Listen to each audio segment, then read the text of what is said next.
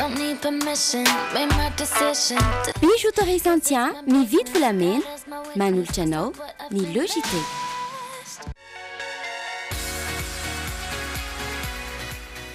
Préparez un avenir sûr avec la SMIA et le JT. Tendance Meuble, la qualité à petit prix vous propose des meubles sur commande. Tendance Meuble, la qualité à petit prix. Valérie Vambandi, Villa Prado Antanmen. Madio citron jason vovao vovontsavony misy anitra voasarimakirana ary triple action ihany koa. Flair, stylo pour tous. Manoratra tsara, miaraka amin'ny stylo Flair, sy ny logité. Pour tous vos projets de construction ou de rénovation, Socavitre, fabricant, poseur et spécialiste de pliage de tôle et bien d'autres. Mitsakitsako tchinitchiny miaraka amin'ny logité. Telma, safidiko numéro 1 malagasy manolotra ho anao.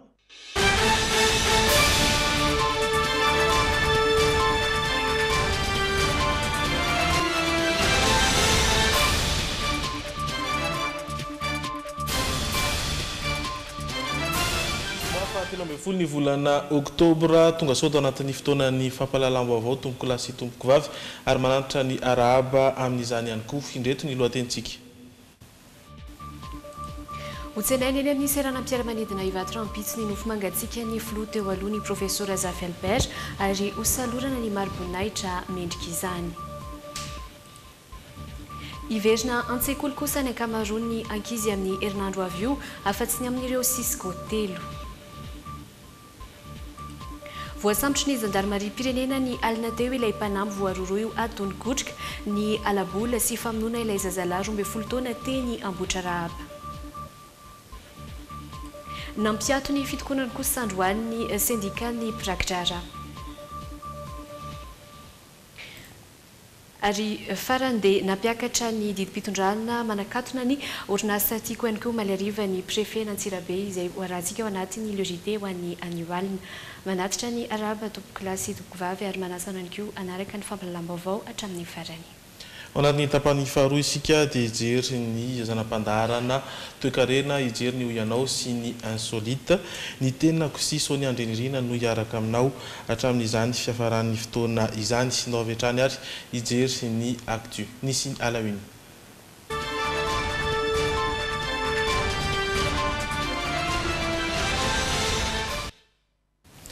Lavo ny rain'ny demokrasia hoy ireo mpisehatra ara-politika nahalala ny professeur Zafy Albert. Nisy tamin'ireo ny fanerasera tamin'ny ihany koa no manasoka azy ny professeur Zafy Albert ho olon'ny fanelanelanana. Nanana ny tantana ny professeur Zafy Albert teo amin'ny sehatry ny politika malagasy ka ampatsiahantsika fohy ny makasika izany ity fanadihadiana izay entiny miarso rojoravaka sy zo Randriatsalama ity. Maro ny anarana ity voaka satria fa Nodimandry androany teo amin'ny fahasivifolo taona ny filoham-pirenena teo aloha ny professeur Zafy Albert izay sokajiana ho rain'ny demokrasia teo amin'ny tantaran'i Madagasikara. Nanaraka fitsaboana tany La Réunion no ny fahatapahan'ny lalandra amin'ny atodoha izy izao nindao sy ny fahafatesany izao. Mpitsabo mpandidy navita fianarana tamin'ny anjerimanontolo ny Montpellier, Paris ny professeur Zafy Albert. Maro ihany koa nefa ny andraikitra nosahany teo amin'ny tontolo ny politika malagasy. Ankoatra ny UNDD na ny Union nationale pour la démocratie et le développement, anisany antoko naoron'ny professeur Zafy Albert ihany koa ny Hervé Larasalama izay anisany nitarika ny diaben'ny fahalalahana ny 10 aogositra 1990. Narantsolo tamin'ny Hervé Larasalama zay ary niafina tao tamin'izay Zoran famarinana, laza marina, ary mamela malalaka zany filazana hevitra ratoka, hevitra sy manitohina ny sopavina malagasy, ny fotosainana malagasy, ary sy manakorotana zany ny fiarahamonina sy ny firenena. Tsy adonona ihany koa fa efa minisitry ny fahasalamam-bahoaka ny professeur Zafy Albert nandritra ny gouvernementan'ny général Gabriel Ramanantsoa izany hoe taoriny ny fametraha-pelany ny filoha Philbert Tsiranana. Ary anisany nahafantarana ny professeur Zafy Albert ny fananganana ny CRN na ny komity ny fampiavana am-pirenena. Lasciami reine démocratie, père de la démocratie, lasciami père de la réconciliation nationale. Malaelo Terosara président fa sy nangorokarena misy tamin'ny fanaovany politika ary zay miaraka taminy dia tena maseka misy izy amin'io raha voenoenina fa misy zavatra sy manjary ataonay inginelizany mandainga amin'ny fanaovana politika sy tatsiny misy zany zavatra zany sy ny mangalatra afananana vahoaka. Olon'ny fanelanelanana ny profesora Zafy Albert hoy ireo ny fanerasera taminy. Anisan'ny nandray anjara tamin'ny Diniky Maputo sy Addis Abeba ny karoam-baolana amahana ny Kristy eto amin'ny firenena izy ny taona 2014. Tahak'izay ihany koa ny fifanarahana tany Pretoria ny taona 2014. Nahafantarana ny profesora Zafy Albert ihany koa ny hetsika rodoben'ny Malagasy ho an'ny tanindrazany tamin'ny taona 2012 ka tanjony tamin'izany ny fananganana tetezamita iaraha-mitantana tsy manavaka irosoana amin'ny fifidianana malalaka madio ary demokratika. Fa ankoatr'izay, ny profesora Zafy Albert dia anisan'ny nanatrika ny fampihavana-pirenena izay nokarakarain'ny FFKM tamin'ny taona 2012.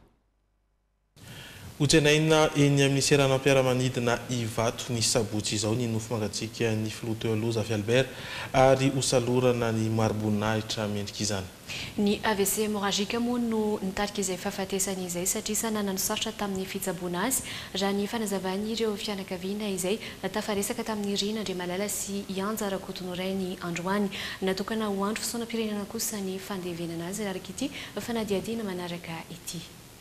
Vavy amin'ny alahelo lehibe no anamarany fianakaviana sy ny tokony andraikitra rehetra santsokajiny tokony andraikitra mahefa eto amin'ny firenena fa ny domandry androany atoandro tany amin'ny Losi La Réunion ny professeur Zafy Albert izay filoham-pirenena teo aloha.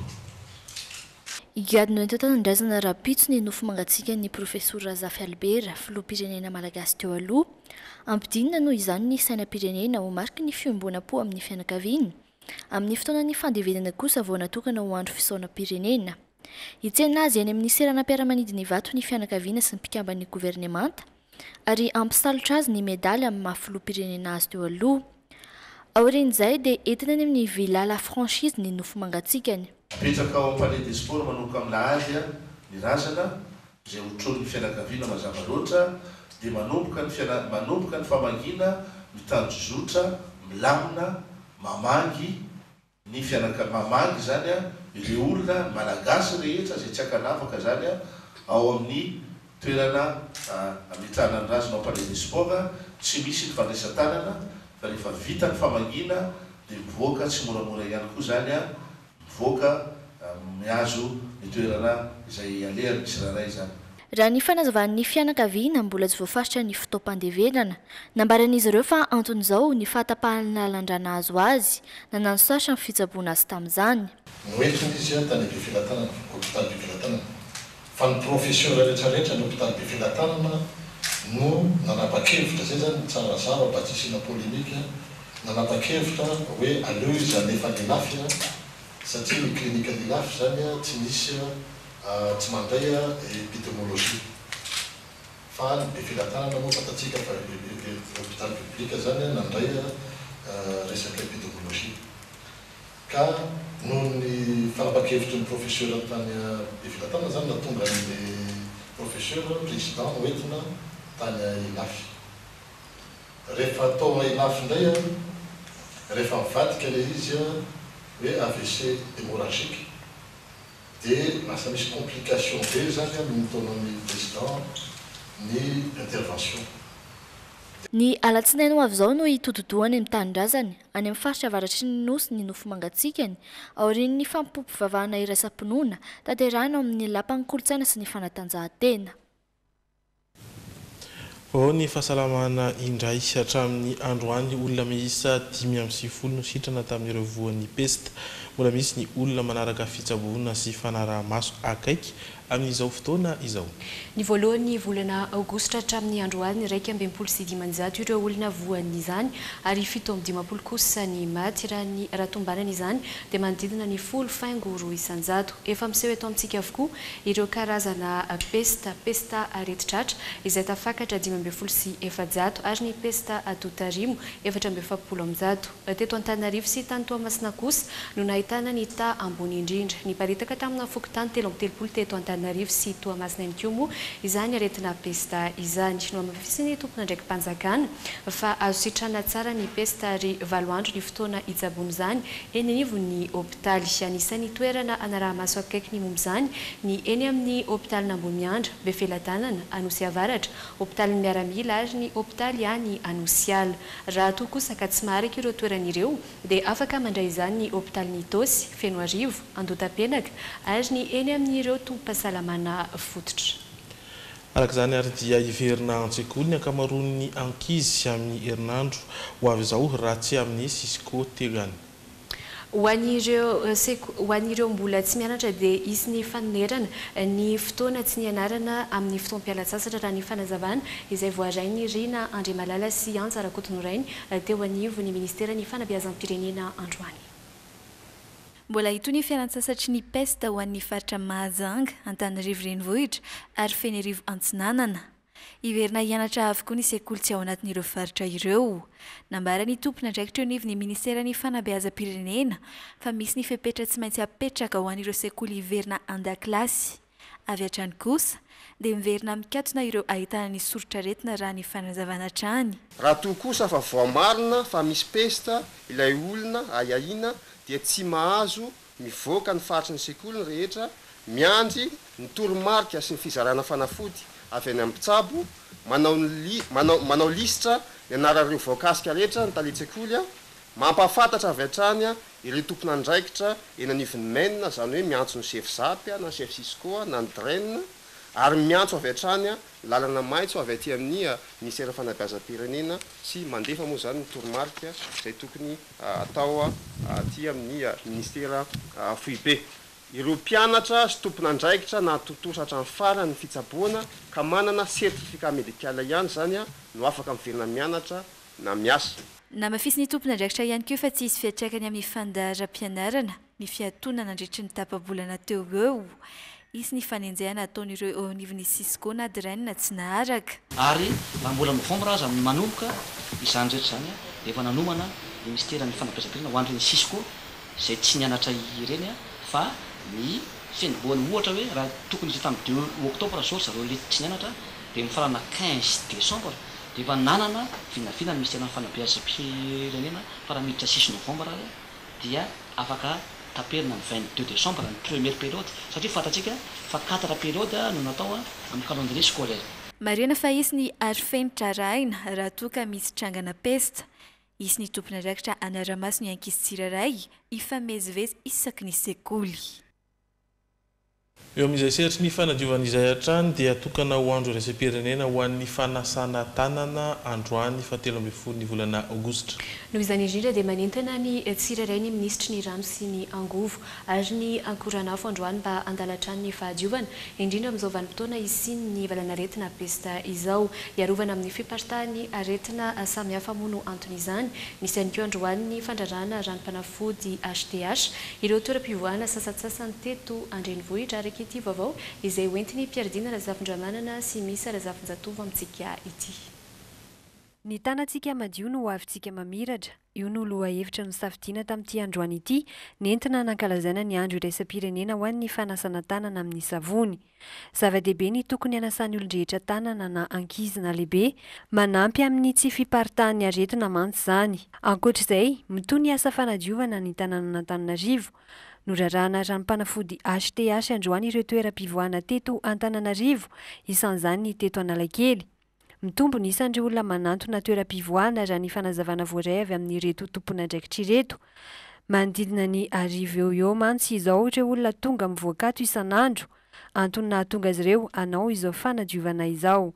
Androany zany natokanay mihitsy hoe iombonana ho miaraka daholo satria tsy maintsy hotainay daholo androany fa ny etsika tahaka an'izao dia efa fanaonay ny bloc sanitaire rehetra zany dia efa samy manana fandaharam-potoanany amin'ny fandarahana ranom-panafody ny toerana misy azy avy. Marina fa ankoatra ny teto Analakely namendrahana fanafody ihany koa ny toeram-pivoahana teny Isotry sy Ampasapito androany. Sindikely anatina dokamaritra fohy isika ariveriny eto rehefa avy eo. Mbola miaraka aminay amin'izao takariva izao ary anohiny fotoantsika hijery ny actu. ISIM, Institut supérieur de l'informatique et du management d'entreprise. ISIM, la réussite à la portée de tous.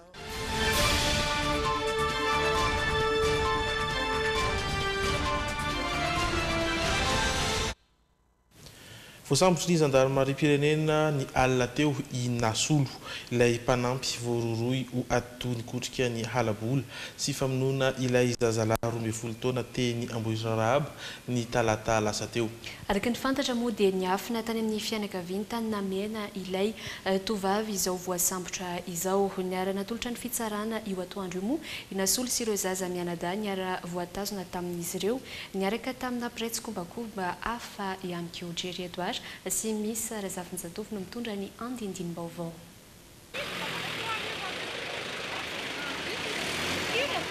Tapitratra ny fitsoahany Nasolo ilay tovavy 12 taona niasa tao an-tranon'ireo ray aman-dreny namoiny zanany lakely teny Ambohidrarahaba ny talata lasa teo. Voasambotra ny zandary teny Manandrina namehany ilay tovavy izay voaroroy io adodikotrika ilay alatra sy vonolona. Niaraka misy alina teo no tonga nakasy teny ireo zandary.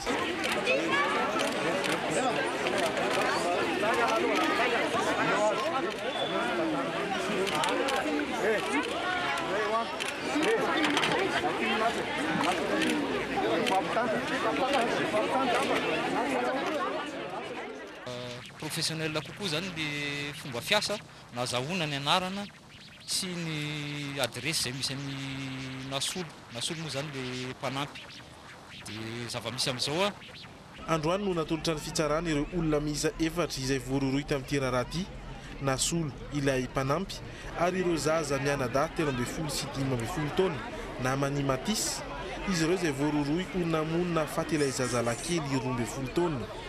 Ny olona fa 4 dia avany Nasolo izay tompon'ny trano nahitana azy.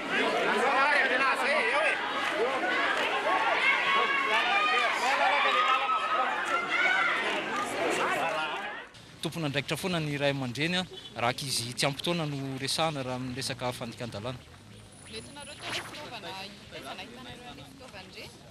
Ny fitaovana nampiasain'ireo ankizy nanao ratsy ireo zany dia napetrany navelany tao anatin'ilay trano nanaovany ratsy teo akaikin'ilay ankizy izay novonoiny zareo moa zany. Ny mpitsara ny zaza tsy ampy-taona no nandray ny raharaha rehefa avy nandalo tao amin'ny tony mpampanolalàna io atoandro io.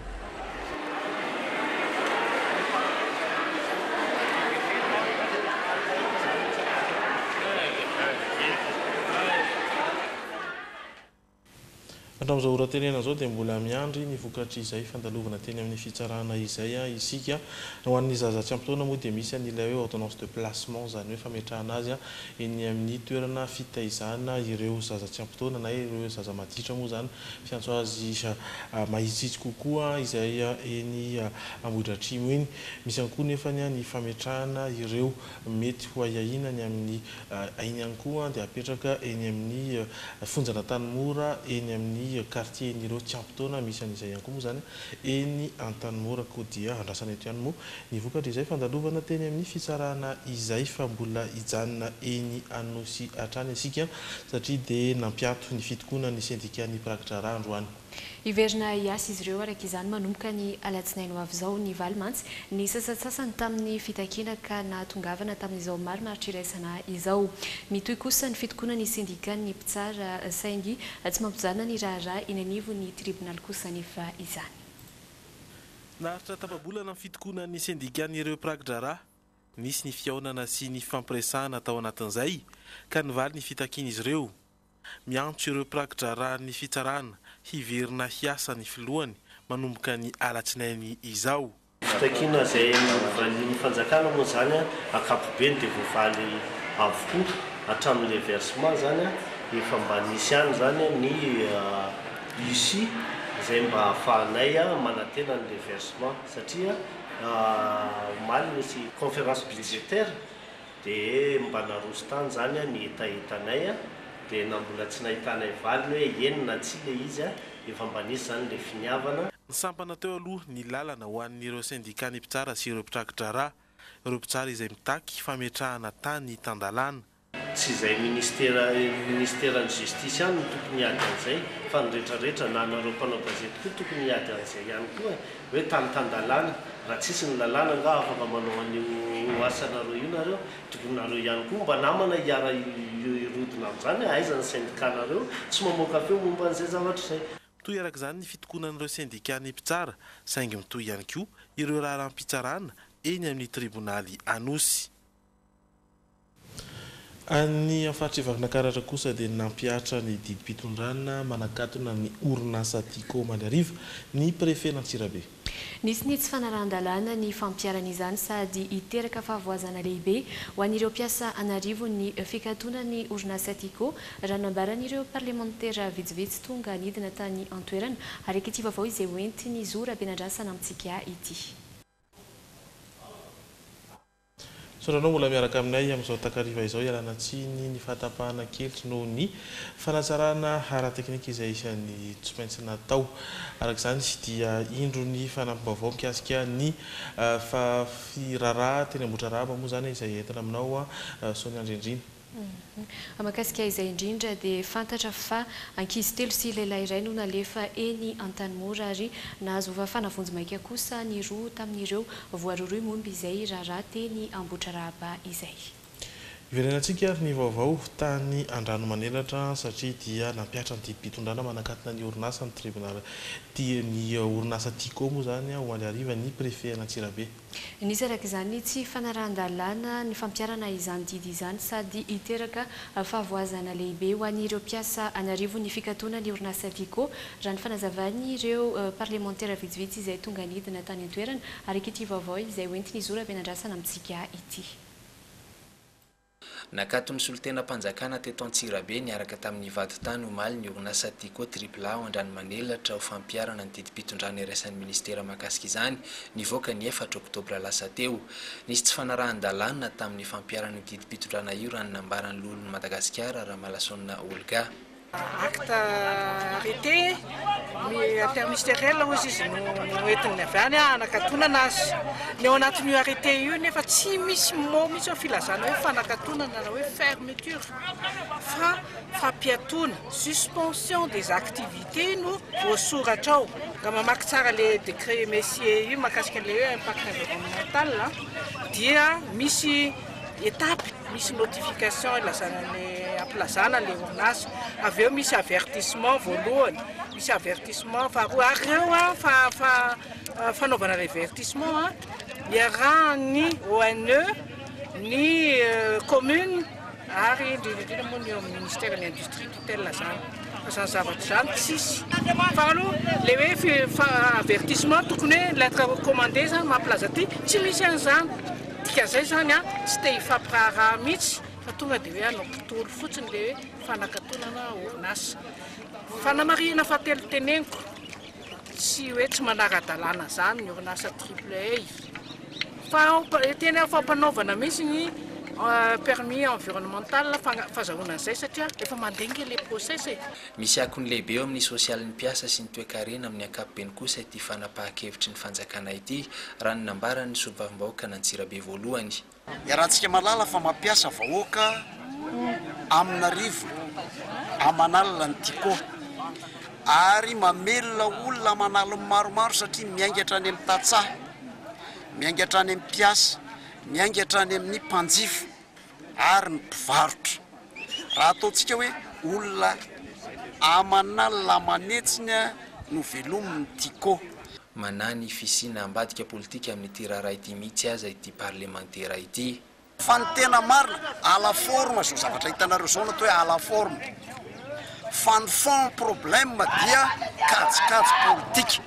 Fanapitehana satria efa akaiky ny 2018 nanao hetsika fitokonana tsy fanekena ity fanidina ny orinasa iasan'izy ireo ity moa ireo mpiasan'ny Tico triple A androany saika sora-baventy mahakasika ny lafiny sosialy avokoa no nolanjain'izy ireo tamin'izany.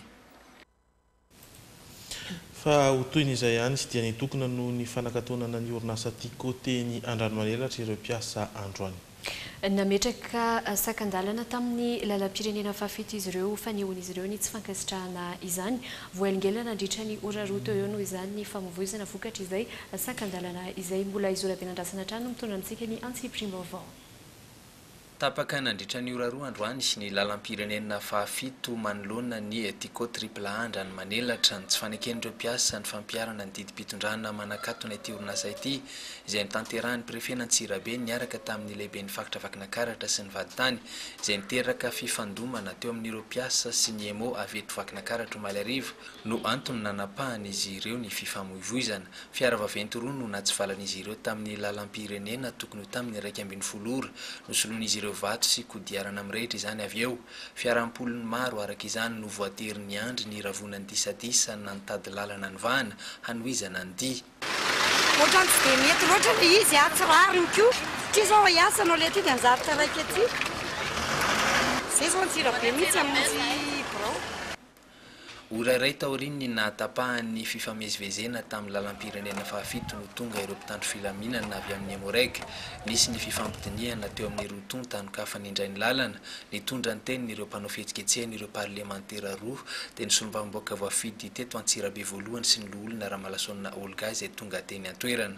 Zao zavatra taona izao zany zao zavatra taon'ny vahoaka ireo a izay misolo tenany vahoaka dia hoe fanairana ny fitondram-panjakana hoe ataovy mitovy ny traitement sokafy ny orinasa malagasy alao hiasa malagasy tsisy tsy vitany fifampidiniana ambony latabatra iarahantsika malala fa mivoiny atao hoe fampihavanana. Inona ny fampihavanana hita eo, inona ny apaisement hita eo, zao ara ny zavatra misy. Ialako tsy indrindra ao ny antony atongavana eto zany dia satria voasakana ny lalam-bahoaka.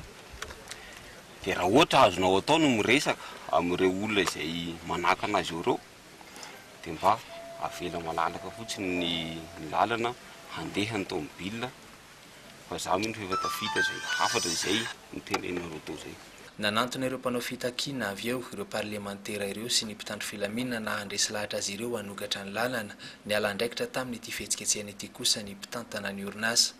Tarihanareo nitondranareo teto taona dia toniheritaona tapan'izay za tsy miditra amin'ity affaire ity satria za komba tena problème be koa manina ny usine no mikatona azonareo zay mazava ka amin'izay zavatra zay tapetraka amin'ny fahendrenareo ry izy le monsieur le député madame sénateur isany miaraka amin'ny mpitandro ny filaminana miaraka amin'ny zareo. Ny zavatra tsara ho fantatritsika nisy action nataony OIC teto Malarivo dia anjarany OIC zay anjarany amin'ny asany nataony tany fa ny asana eto ny jorony eto amin'ity lalana ity zany dia ilay misy an'ity le fanakanatsika n'ity lalam-pirenena. Tsika rehetra mahafantatra zany hoe ny citoyen malagasy tsirairay dia manana zoa ivezivezy amin'ny kalalahana. Raha ohatra nareo ka any aty amin'ny sisiny misy malalaka aty afaka maneho ny hevitrareo tsy manina fa le lalam-pirenena mihitsy zany zay zany no olana anay dia zay ny angaviana aminareo zany. Nanaiky ny anokatra ny lalana ihany moa ireo mpiasa saingy nametraka fepetraka nanome fepitaona 420 ora hanokafany indray ny orinasa triple A. Esorina le balazy fa zao kosany vady amanjanakay mila mahafantatra anay hoe miasa zay manomboka rapitso izay akory tsy teny anareo hoe izay anao démonstration de force non tsy manana force zay fa force anay dia ny firaisankina anay sy ny apiditra ny sotro ao ambava vady amanjanakay. Niverina tamin'ny laony ny fifamoivoizana tamin'ny lalam-pirenena fafito tokony tamin'ny iray ora tolakandro nilaza ny fanantona tamin'ireo mpitondra eto Antsirabe hitady marimaritra iraisana ny amin'ny fanokafany indray ny Tico triple A moa ireo mpitantana ny orinasa sy ireo parlementera tonga teny Andranomanelatra ny tolakandro teo. Fa any Majanga dia nanao be midina tany an-toerana androany ny membre ny gouvernement anjery fotony ny zava-misy tao amin'ny campus Ambondrona. Ny fampiresaka tamin'ireo mpianatra moa sady nitady ihany koa sosikevitra sy vahaolana niaraka tamin'ireo sojabe tao an-toerana atao riany ilay savorivory teo amin'ny samy mpianatra izay nitranga tany an-toerana Omaly. Avy hatrany dia nidina ifotony taty Mahajanga androany ny ministry ny fampianarana ambaratonga ambony niaraka tamin'ny ministry ny asa vaventy ny fampiresaka ary nandamindra niaraka tamin'ireo mpianatra tao ambondriny nijery ireo fahampiteny vokatry ny sakoroka ny fanaovan'ireo mpianatra ny alatsinainy maraina teo fahampitena maro no hita nandritra izany vaky avokoa ny tranon'ireo mpianatra nitaky ny amerenana ny fampianarana ny entana tsy misy ao anatin'ny intsony ny akamarony ireo izay ambata vela ary tsisy niraisiny eny fa na ilay trano may vao nasipanarenana farany teo azy dia mbola nopotehany tsy mataotody ihany koa ny antso ireo mpianatra mba ifampiresaka tamin'ireo ministra nandritra ity fidinana ity samy nitondra afatra ny amin'ny tokony ametrahana fandriam-pahalemana ao amin'ny université rehetra nananatranatra mafy ny amin'ny fanaovana toetra tsy mendrika mitondra korotana saingy akora nefa ny aterany maro raha mbola tsy tapitra akory ary ny kabary nataony ramatoa ministra dia lasa nirohatra nody avokoa ireto mpianatra vao tsy ela ny tenako no tonga teto nanao fetytsika ilamina tsara ary ny gagany zao tontolo zao mihitsy satria tonga hatrany velany ny universiady nataotsika teto amin'ny université Mahajanga ty culturel sy sport ary tena nafinaritra satria nametrahana zany atao hoe firaisakina ny mpianatra zany indrindra ny hijerena ny ezaka rehetra natao tamin'ity université ty ny ezaka fanarenana trano zay nidora amin'ny mpianatra tamin'ny adiny any kanefa dia nataonay trano nanao zay mbola narenako ary indrindra ny trano vaovao hatramina salina hitanareo fa tsy ohatran'ireo talohany nisy teo ankehitriny nefa vao tsy ampy ataoko hoe tsy ampy ray volana ankehitriny inona ny zava-misy asan-dahalo io fa tsy asana mpianatra université dahalo manao an'io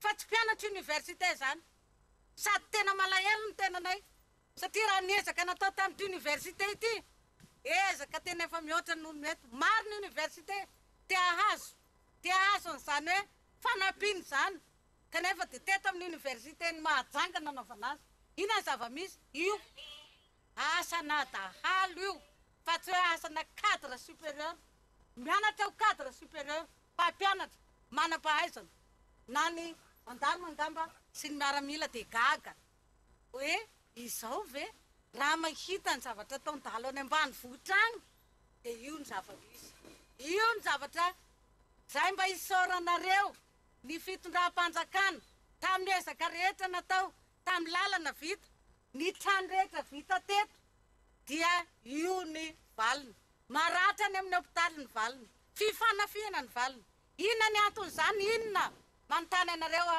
fa naninona anareo zahay nanao inona anareo zahay no ataonareo ohatran'izany izahay eo amin'ny fitondram-panjaka zay tsy misy afa-tsy niezaka mba hatsara ny fiainanareo indrindra fa ny université Mahajanga na izany azy nisy any ny ampahany mba niaino ny fandaminana avy hatrany moa dia nandray fipetrany avy eo anivo ny université ny Mahajanga fa hanao évacuation aloha ireo mpianatra rehetra monina ao anatin'ny université ny Mahajanga zany hoe mivoaka ny campus avokoa mandritra ny fotoana voafaritra ireo mpianatra ireo na izany azy nanamafy ny filohan'ny université ny Mahajanga fa tsy misy akory ny taona fotsy amin'ity taona 7 ity laza zany zao fa tsy année blanche ty taona ty fa rehefa milamina ny ity arakaraky ny fifankarotsika verina fampianarana fa misy mitsa hoe année blanche non tsy année blanche ty atao arakaraky sy farany zay any verina fampianarana raha milamina nareo izy fa raha mbola tsy milamina nareo dia mialatsiny taorin'izay dia nisy ny fionan'ny tompony andraikitra sy ireo ministra tamin'ireo sojabe ray aman-dreny ny ireo mpianatra andany sy ny ankilany teto amin'ny hôtel La Roche Rouge nijery izay marimaritra iraisana mba ametrahana ny fandriam-pahalemana sy filaminana tanteraka ho anivo ny université ny Mahajanga mialohan'izao rehetra izao nefa dia efa nidina ifotony taty amin'ny cité Tsaramandroso izay misy an'ireo mpianatra ireo ministra ireo niaraka tamin'ireo tompony andraikitra sy ambaratonga ny teto Mahajanga nijery ny zava-nisy teto an-toerana. Firenen'Antananarivotsika efa miroso amin'ny fananganana tsikelikely ny trano honenany ireo traboina tetsy mahavoky Besarety amin'izao fotoana.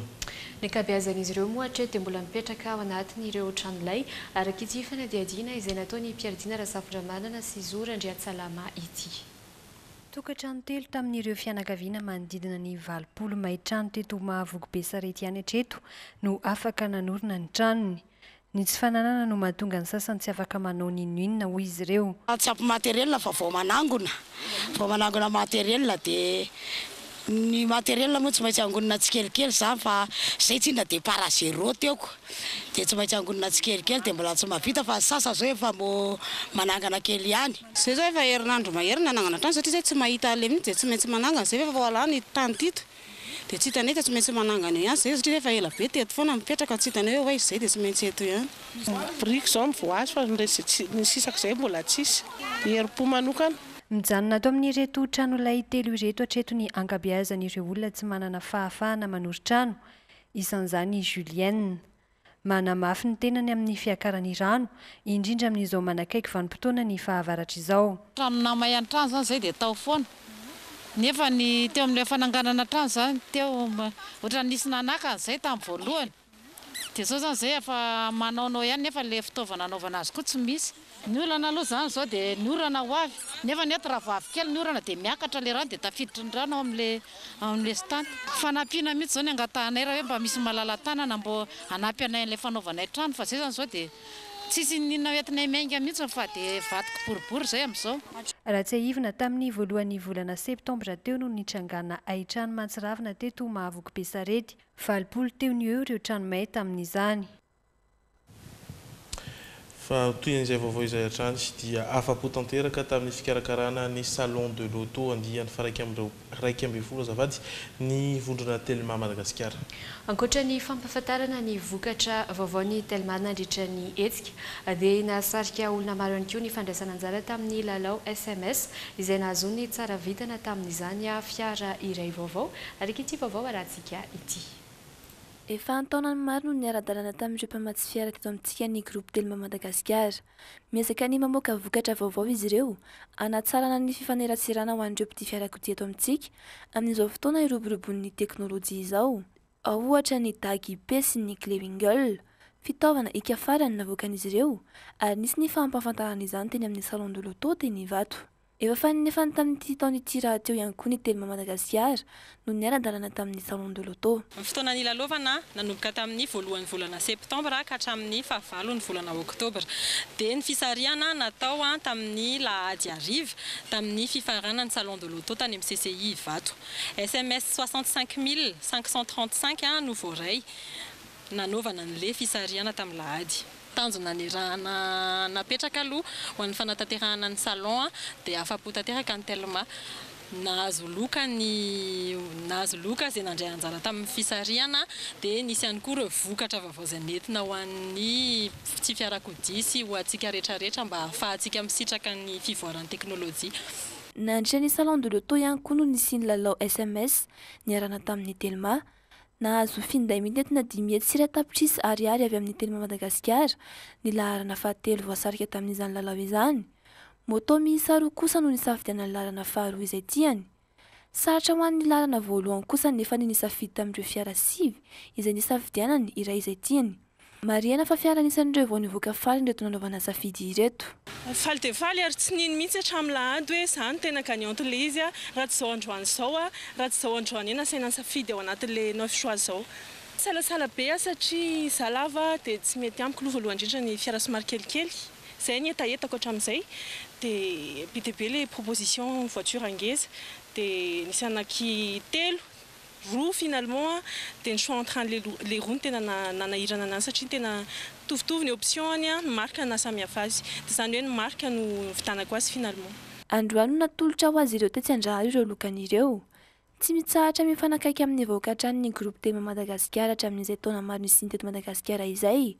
Ao anatin'izany ny fanomezana fahafaham-po ny vahoaka ary ny fanohanana trano ny hetsika tahaka izao. Any ivelany kosa indray. araka ny efa fanambarana nataony fitondrana turka herinandro lasa izay dia nandefa miaramila turka tao amin'ny tanàna ny Idlib ao avaratra andrefa ny Syria izy ireo malialina tafiditra ao anatin'ny hetsika fampihenana sy fampandritany moa izao fandefasana miaramila turka ao Syria izao araka ny fifanarahana efa tapaka teo amin'ny Turkia, Rosia ary Iran. Taorian'ny fanambarana nataon'izy ireo herinandro lasa izay nandefa miaramila turka tao amin'ny tanàna ny Idlib ao avaratra andrefa ny Syria ny fitondrana turka nanomboka ho malialina. Miaramila izay anampy ireo tafika siriana manohitra nanteraka ny Bashar al-Assad ankoatra ireo fiara mifono vy dia nametraka toby fanaraha-maso ihany koa izy ireo araka ny tatitry ny état-major turk. Tafiditra ao anatin'ny hetsika fampihenana sy fampandritany moa izao fandefasana miaramila turka ao Syria izao araka ny fifanarahana efa tapaka ny arahany Turkia, Rosia ary Iran. Ny fisorohana ny fitsanganan'ny toerana fitobian'ireo mpampiororo manodidina ny Sistan izay manasaraka ny Turkia sy Syria moa ny tanjon'ny filoha turka Recep Tayyip Erdogan. Ankoatra izay tanjon'izy ireo ao anatin'izao hetsika izao ihany koa ny amogoran'ireo vondrona islamika fa indrindra ireo kurd isan'ireo nisokajiany fitondrana turka ho vondrona mpampiororo noho izy ireo akaiky ny PKK ao amin'ny faritra atsimo atsinanan'ny Turkia. Ao Vietnam kosa indray mitomboatra ny isan'ireo namoniainy vokatry ny tondradrany tranga tany antoerana ny fiandohany ity herinandro ity noho ny rotsakorana izay namely mafy ny faritra avaratra sy afovoan'ny Vietnam raha ny antotanisa mbola vonjimaika hatreto dia fakatra efatra amby 50 ireo maty 7 kosa no tsy hita popoka. Mahery ny 3 alina ankoatra izay ireo trano rava ary maro ihany koa ireo lalana tapaka sy tetezana simba vokatry ilay tondradrano. Ary izay raha dia tapitratra aloha ny actu sy ny la une hoentsika manaraka aoriany dokam-barotra kosa ireto vaovao ireto. Mikasika ny fiombony aretim-bavony sy ny fitsabony izany ary ny saram-pitsabony no entina aminao atao anatin'ny toe-karena ho an'ny anivalina. Mamokatra akoho kely ivelan'ny atody izay indray no hafakely ho arahantsika ao anatin'ny insolite. Izy tao anatina dokam-barotra vitsivitsy isika dia miverina eto indray ao anatin'ny tapany faharoa. Pino mikarakara sy manamboatra loko, verni ary vokatra natokana ho an'ny fiarovana sy ny fanaingona ny fanananao eto Madagasikara toy ny trano sy ny fanaka. Hatramin'ny niforonany, nisy fepi dia mifantoka amin'ny tolotra sy ny kalitao tsara indrindra na amin'ny entana na amin'ny fomba fandraisana sy ny fanomezana fahafahampon'ny mpanjifa. Sfepi, orinasa matianina mahafeny filan'ny orinasa lehibe na ny olon-tokana mandray anao ao amin'ny toeram-pivarotana sady toeram-pamokarana ao Ankaditotsimbazaza eny amin'ny route circulaire. Ireo karazana vokatra hita ato amin'ny Sfepi: peinture, bâtiment, revêtements décoratifs,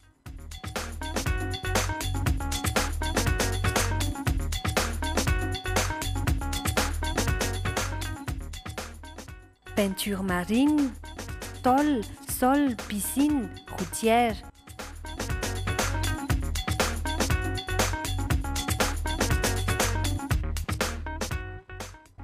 Peinture écologique, enduit, intérieur et extérieur.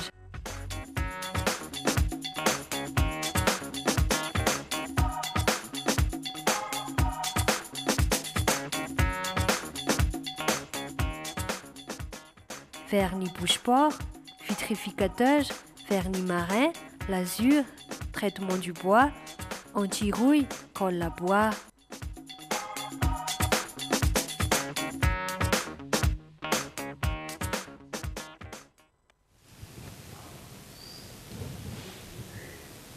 Sotranao mbola miaraka aminay amin'izao fotoana izao ary hiditra anatin'ny tapany faharoa isika ijery avy hatrany ny zanam-pandarana voalohany dia ny toe-karena. Gestion, management, communication, droit, commerce, marketing, paramètres, ninina fa ihany ny prime. Manolotra ho anao.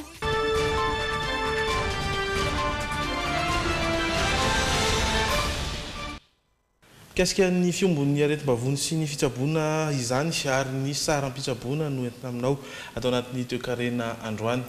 Raha ny eto Madagasikara moa dia efa ahitana karazany maro ny fitsaboana ny aretim-bavony, eo ny nentim-paharazana, eo koa ny fitsaboana natoraly na amin'ny alalan'ireo fanafody vita amin'ny zavamaniry, ary ihany koa ny fitsaboana moderna izay nentin'ny rivotra avy any ivelany. Izay aretim-bavony izay indray ary no andeha hojerentsika amin'ireo karazana fitsaboana ireo hoentiny Miora Miarinjatovo sy Misa Razafinjatovo.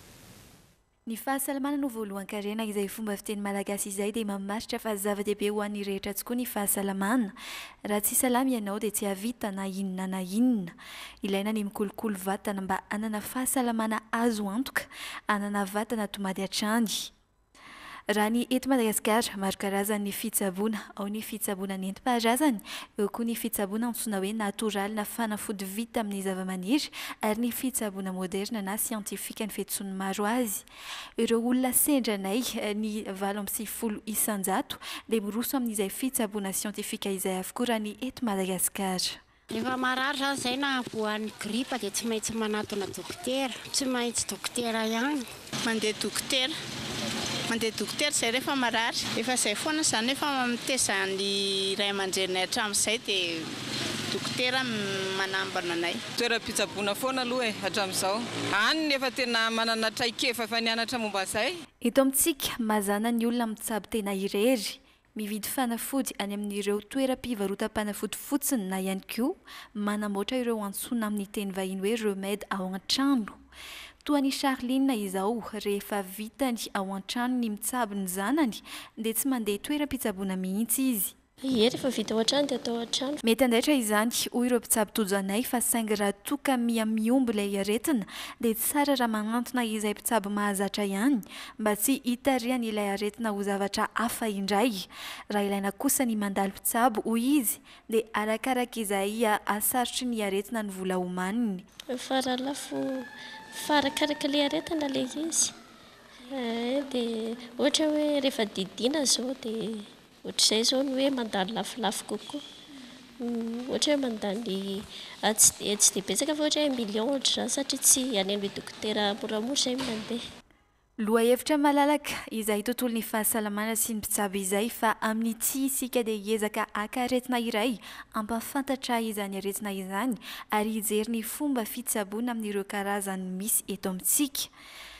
Ny fiombon'ny aretim-bavony no andeha hojerentsika. Mety iseho amin'ny endriny samihafa izay aretim-bavony izay. Raha toka efa eo amin'izay fiombony izay dia efa tsy maintsy manatona mpitsabo. Raha isika voalohany ny famaritana izany amin'ny fitsaboana moderna. Izany hoe maharary vavony foana ianao dia tsy tsaboanao ilay izy fa avelanao any dia lasa miombo ilay aretina dia miteraka n'ilay atao hoe complication ny aretim-bavony izany ny ulcère. Tanora eo amin'ny 12 hatramin'ny olona antitra no mety voany. Isan'ny mahatonga ny fiombon'ny aretim-bavony ny tsy fahatomombanana ara-tsaina eo ihany koa ny sakafo hohanina. Dia ao koa ny ao anatiny misy fanafody koa. Hoe menakena-panafody fatany ihany ilay olona. Dia izay koa anisany anankiray mahatonga izay complication na aretim-bavony izay. Tena azo tsaboana tsara izy dia tsy maintsy manantona mpitsabo aloha ilay olona marary vavony izany. Raha manantona mpitsabo amin'ny ity fitsaboana ity, sara-pizahana arakaraka ny toeram-pitsaboana ale fa manjiza ny 3,000 ariary ny ambany indrindra ho an'ireo tsy miankina hatramin'ny lafo indrindra. Ho an'ireo toeram-pitsaboana moderna miankina amin'ny fanjakana eto amintsika kosa dia tsy mandovola fa ny fanafody no vidiana ao anatin'izay. Raha ny nambarany ity mpitsabo ity hatrany manjina ny 5,000 € raha kely indrindra ny fanafody hitsaboana izany aretina izany. Ny mihoatra tsy ferana ary eo amin'ny 2 volana sy tapany ny fitsaboana. Dia misy karazany 3 ny fanafody farafahakeliny ho an'ilay marary. Izay ilay atao hoe trithérapie. Trithérapie moa dokotera ihany izany no afaka ilaza fa tsy sao misy olona indray dia trithérapie dia alainy daholo ilay tenen'ny dokotera eto dia ataony. Fa mila fizahan'ny dokotera mihitsy izay vao afaka mandray an'ireo fanafody ireo. Hojerentsika manaraka indray ny lafin'ny fitsaboana ity aretina ity raha any amin'ireo toeram-pitsaboana nentim-paharazana. Eto Ampatsy no misy antsika amin'izao. Randrena Vao no anaran'ity mpitsabo nentim-paharazana iray ho raisintsika ity. Tsisy tsy mahafantatra azy amin'izay lafiny izay ny olona manodidina ety. izy izay nandova ity asa ity avy amin'ireo ray aman-dreniny mandova talenta nomen'Andriamanitra ireo ray aman-dreny dombiasana dia tsy mba nanery ny olona izy fa hasina no filaza azy raha ny areti-mbavony izay manana ny fanalahidy omena ireo olona mandalo eto ihany koa izy ireo raha marary vavony izy ohatra dia mampiasa rongana ohatra ny sasany mampiasa 150 maladi ao ny mampiasa artiso ao ny mampiasa tsy mampiasa zava-maniry izy fa rano no ataony rano madio avy amina douane nationale reny ao ny mampiasa ny rorana ao ny mampiasa zavatra maro samihafa arakaraka ny talenta fa na mahay an'ireo kandro tokony atao fanafody aza ny mpitsabo ny fitsaboana nentim-paharazana dia asa fanahy ka le hery izay ny ratovon'ny voajanahary tsy arakaraky ny hoe artiso ohatra mahasitrana vavony rehefa tonga eo aminazy ilay olona rehefa voadiadiny mety tsy mampiasa an'ilay artiso kory izy na 150 maladi na arongana fa misy hery manampy azy no le talenta voajanahary men'Andriamanitra ho azy tsy voafaritra fa arakaraky ny olona ihany ny mahasitrana azy aingana na tsy ho an'ny fitsaboana nentim-paharazana dia misy ny hoe manambona misy ny tsy manambona fa ny rarianay moa zay rehetra tonga eo aminay dia mba hoe hifanambona aminazy anie zay atao aminazy misy tsisy 3 andro misy herinandro misy ray volana misy heritaona azy reny tratran'ny asmatika reny aza ohatra le sempotra be reny zay misy fandraisany amin'izany dia torohevitra fotsiny ohatra menany sasany fa tsy manome rokandro dia efa mahasitrana azy satria amin'in'le teny omena azy iny dia efa masimbava masitanana ireo mpitsabo nentim-paharazan'ireo dia misy tsy mampiasa inonina dia efa mahasitrana azy ny saram-pitsaboana indray kosa eto dia tsy voafaritra ihany koa fa izay fifaliam-pony ireo nahazo fitsaboana ihany le sifra zany eto misy manome 3 arivo 4 arivo dia misy 1 alina misy 2 alina zany hoe tsy mandidy mihitsy zay ankoatra ny fanafody izay omena ireo olona tsy salama tonga eto dia isan'ny zava-dehibe omen'izy ireo ihany koa ny torohevitra tsinjolavitra be ny mpitsabo nentim-paharazana tsy mba apotomoto ny zavatra tsinjoviny mety tsy le vavony fotsiny fa misahana an'le fiainany manontolo mihitsy ny tsaboana amin'izay dia sitrana somatsara izy raha ny fanazavan'ireo olona sendranay dia tsy voavidy vola ny fahasalamana na eo aza ny efa fahalafosan'ny fitsaboana ankehitriny noho izany mila tandrovana izay fahasalamana izay ho antsika dia fantapatatra manomboka izao zany izay saram-pitsaboana any ankapean'izay raha eo amin'ny areti-mbavony ivadika havavao hafa isika ijery ny insolite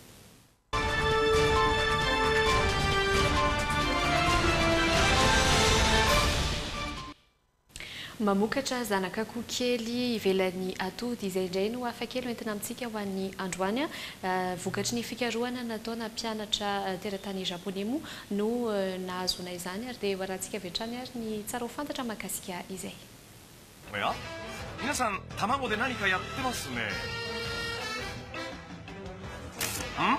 choryo rapu o nobashite fikarohana hafakely ary tsy nisy nanampo hoe aomby raha nataony ireto mpianatra japonais ireto mamokatra zanak'akoho kely ivelan'ny atody taoriany fanandramana sy ny fikarohana samihafa nataon'izy ireo nandritra ny fotoana maharitra dia azo totosaina ary azo atao tsara tokoa ny mamokatra akoho kely ivelan'ny atody ankehitriny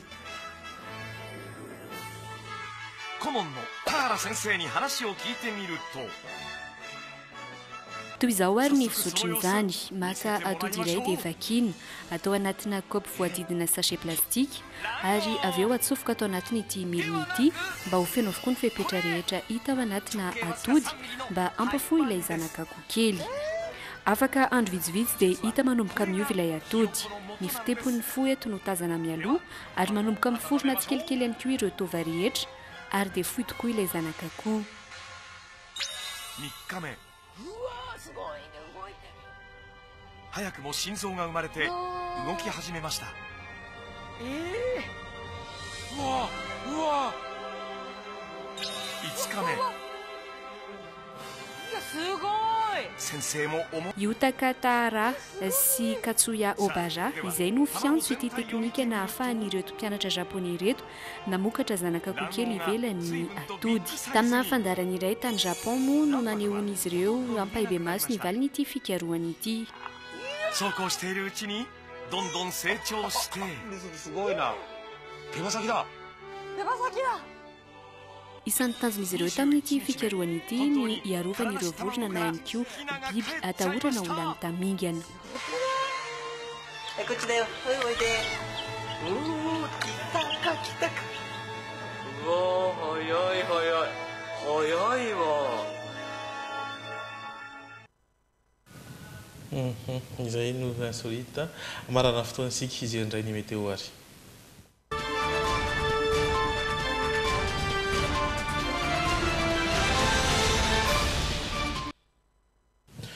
Ny mety toetrany andro ho an'ny tontolo andro ny sabotsy fa 14 ny volana oktobra no jerevantsika amin'ny ankapobeny raha ny maraina aloha dia hanorana ny amin'iny faritra avaratra sy avaratra Atsinanana iny zany hoe any faritra Nalanjorofo, Laotramangoro, Atsinanana ary any Sofia iny saika ho lalovan-drahona ny any Boeny raha ny any faritra Imelaka Betsiboka ary ny faritra Antananarivo indray dia ibalika aloha ny masoandro sisan'izay dia ifalimy ny rahona sy ny masoandro ny ariva dia iseho ny orana tandrivon-drahona any amin'ny ilan'ny Atsinanan'ny Matsiatra ambony sy ny ilan'ny Atsinanan'ny Orombe fa mety arahina kotrika izany any Diana, Sofia, Boeny, Betsiboka, Laotramangoro ny Analamanga somary rotsaka ny orana any Atsinanana vadova fitovonany ary atsimo Atsinanana ifandimy kosa ny rahona sy ny masoandro any amin'ny faritra sisa any manerana ny nosy zany hojerevana indray ireo maripana dia hanidina any amin'ny 6 degré ny maripana ambandrindra raha any faritra Vakinakaratra any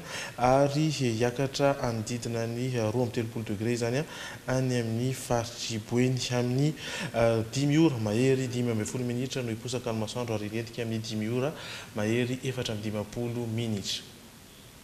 Izay no mamarana fotoana amin'ity takariva ity saorana ianao niaraka taminay hatramin'ny fiavarany aorian'ny izao fotoana izao dia hiverina indray ilay horonan-tsary Annabelle 2 noho ny fangatahanareo mpijery maro koa dia aza misaraka aminay hatrany raha-pitso ny fotoana antsika eto amin'ny JT. Veloma tompoko. Veloma tompoko.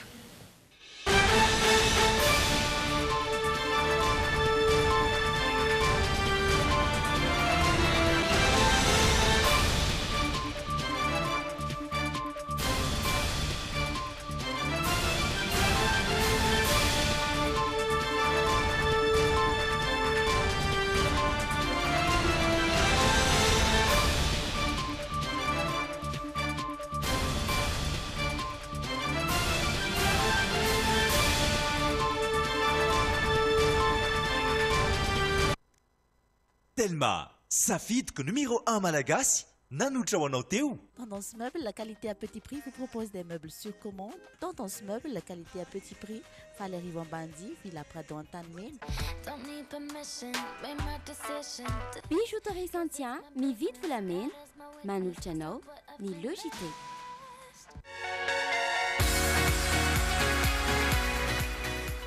Esmia vous a présenté le JT. Tsakitsako chin-chin miaraka amin'ny le JT. Madio citron ndray zao ny vaovao. Vovon-tsavony misy hanitra voasary makirana ary triple action ihany koa. Flair, stylo pour tous. Manoratra tsara miaraka amin'ny stylo Flair sy ny le JT. Pour tous vos projets de construction ou de rénovation, Socavitre, fabricant, poseur et spécialiste de pliage de tôle et bien d'autres,